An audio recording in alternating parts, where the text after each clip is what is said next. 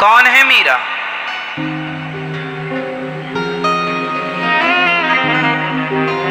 इस धरती पर भक्ति की स्थापना करने के लिए, भक्ति का सरल और सहज मार्ग बताने के लिए भगवान की एक गोपी मीरा बन करके प्रकट हुई,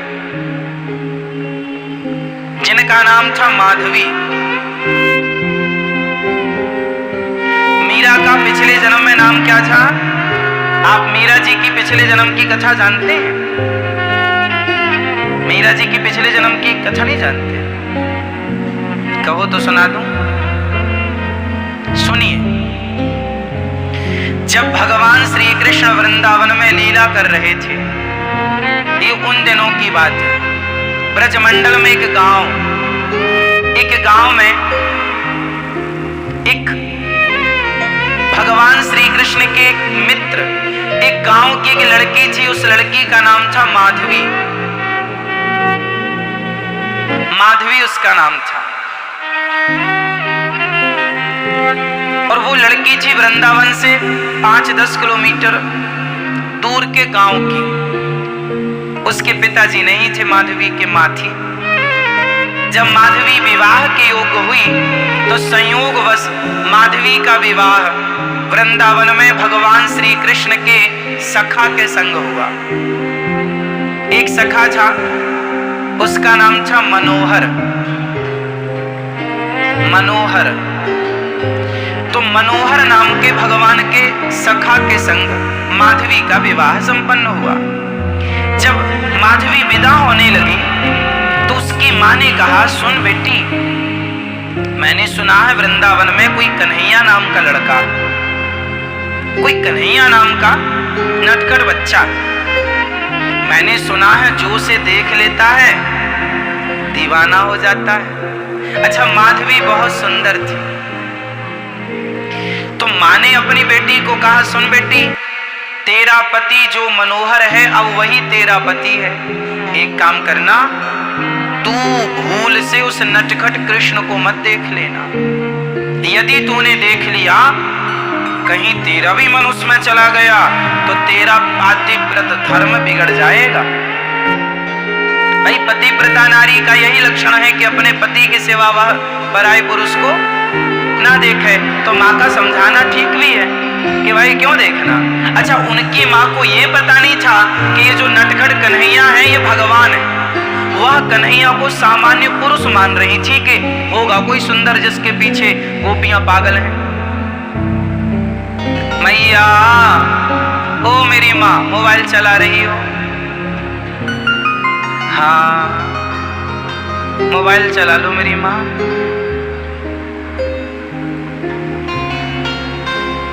चला लिया आपने, अब सुना दे।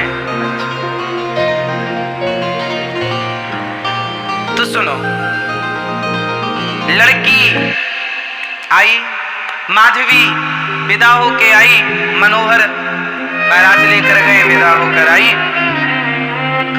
डोली पर बैठी। उसी समय माधवी का आना हुआ डोली पर वृंदावन, और उसी समय भगवान श्री कृष्ण का गैया लेके आना हुआ। शाम की बेला थी, भगवान गाय चराते आ रहे। दूर से, अरे मनोहर, अरे तेने शादी कर ली, तारी के मुंह को बतायो ना है, तेने विवाह कर लियो? अरे कन्हैया, तो का बताऊं, मैया ने आनंद फानन में बड़ी जल्दी शादी कराई दे। अच्छा, ही हो तो बता, भाभी कैसी है, आपको मुखड़ो तो दिखाई दे। हाँ हाँ लाला, तेरे ताई कछु मनाही छोड़ी है, यो रही डोली, जाए के देख ले, तू तो सबको देवर है, जा। अब भगवान जाने लगे तो माधवी के पति मनोहर ने कह दिया अपनी पत्नी से, सुनो, हमारा बचपन का मित्र हमारा कन्हैया आ रहा है तुम्हें मिलने, तुमसे बात करने, तुम्हें देखने। तो माधवी को याद आ गया कि मेरी माँ ने कहा था कि कन्हैया बड़ा नटखट, उसे देखना नहीं है। तो माधवी ने अपना घूंघट लंबा कर लिया और आंखें की पलकें झुका ली। कन्हैया आए,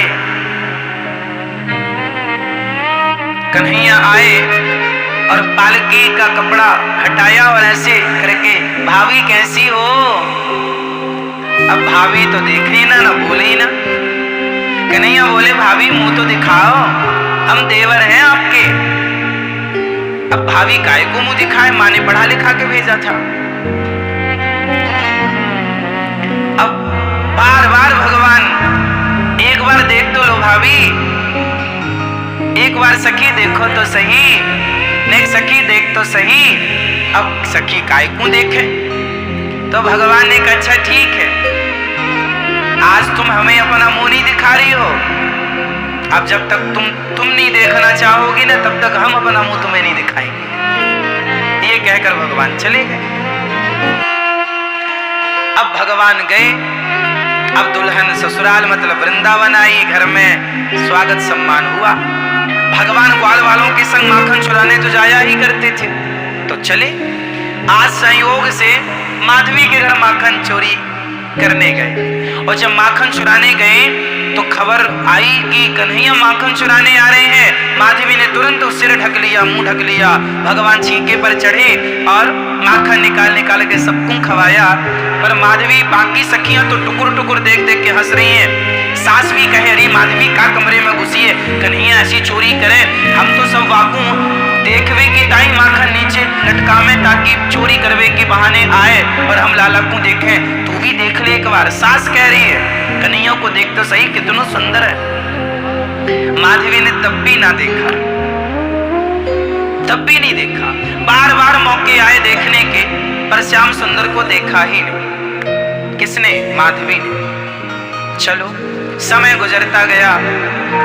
जब इंद्र ने खूब सारा पानी बरसाया और ब्रजवासी शरण में आए कि हे श्याम सुंदर हम डूब जाएंगे, इतना पानी हम डूब जाएंगे, तब भगवान ने एक उंगली से जब गिरिराज जी को उठाया, भगवान ने एक उंगली से जब गिरिराज जी उठाए तो सारे ग्वालवाल उस गिरिराज जी की तलहटी पर उठाने से नीचे गड्ढा हो गया। उस गड्ढे पर सारे ग्वालवाल आए, सब आए तो माधवी भी आई। वो कहाँ जाए भाई, डूब रहा है ब्रजमंडल। सब अपनी गैया बछड़े बहू बेटी सबको लेके आए।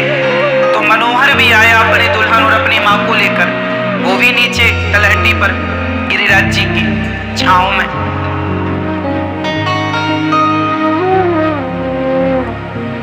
भगवान ने उठा रखा था और एक हाथ से सुंदर सी बांसुरी बजा रहे थे श्याम सुंदर। जब वह बांसुरी का सुर माधवी के कान में पहली बार पड़ा,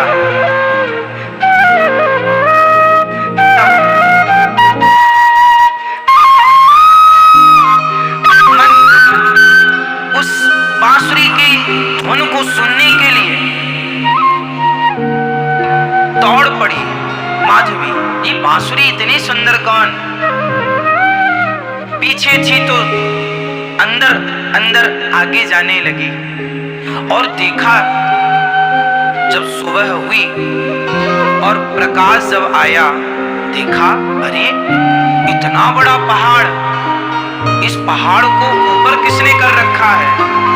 आज माधवी तो हमेशा घूंघट डाल के रखती थी, आज थोड़ा घूंघट को उठाया और हल्का हल्का जब घूंघट उठाया तो सबसे पहले पहाड़ नजर आया। ऊपर देख रही है पहाड़, पहाड़ को थामा किसने? तो पहाड़ को थामे एक छोटी सी उंगली नजर आई माधवी को। पहली बार घूंघट उठाया ना बाहर किसी को देखने के लिए, तो घूंघट में सुंदर ये उंगली जो थी ना, बड़ी सुंदर उंगली। अरे उंगली तो हमने बहुत लोगों की देखी है, पर इतनी सुंदर उंगली थोड़ी हमने देखी। अब उंगली के नीचे ये हाथ देखा, नजरें धीरे धीरे नीचे की तरफ आ रही हैं और जब नजरें मुख में आई और श्याम सुंदर को माधवी ने जब पहली बार देखा, सुंदर सी मुस्कान श्याम सुंदर की, कजरारी सी आंखें, मोर पंख मुकुट पर लगा हुआ है, अधरों पर बांसुरी रखी हुई है। वाह! उस माधवी ने जो श्याम सुंदर को देखा वो समझ गई मेरी माँ ने मुझे ठग लिया। माँ तूने कौन सा मुझे घटिया पाठ पढ़ा दिया कि तू श्याम सुंदर को देखना मत। अरे इतने दिन गुजार दिया। ये कोई इंसान थोड़ी है, ये भगवान है माँ, भगवान है।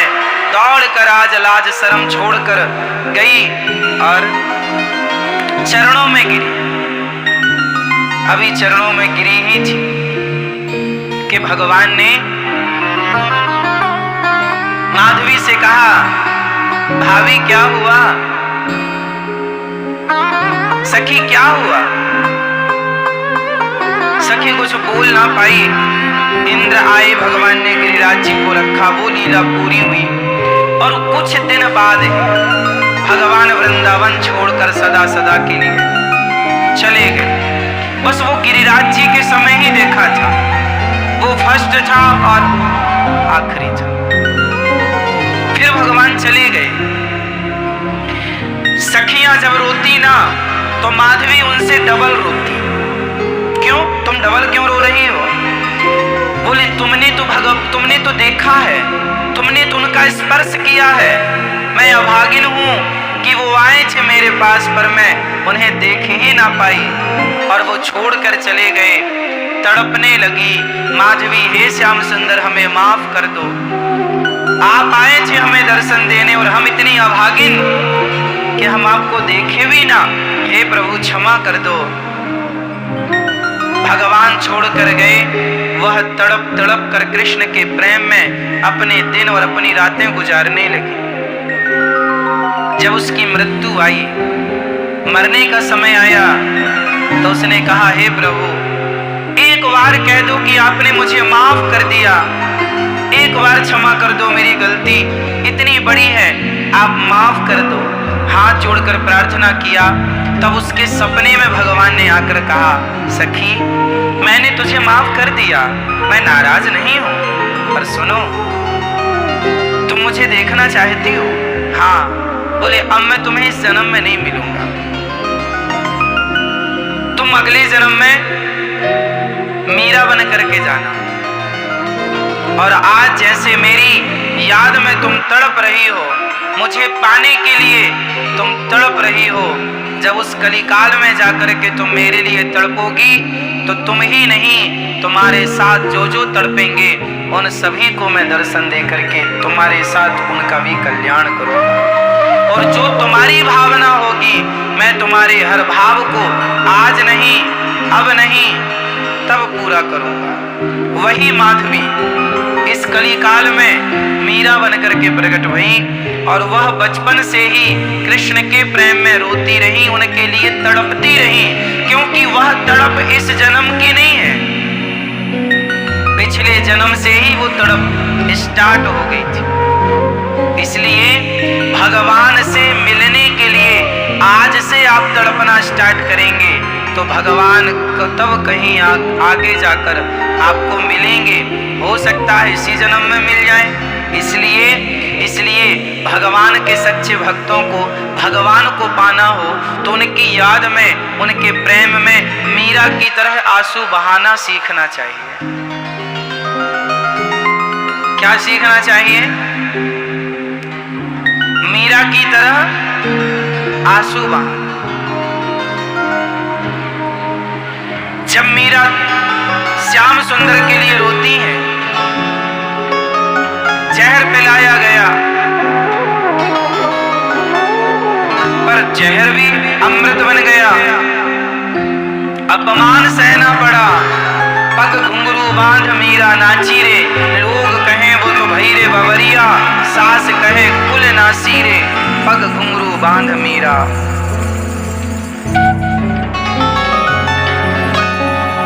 कैसे नाचती है और किसके लिए नाचती है?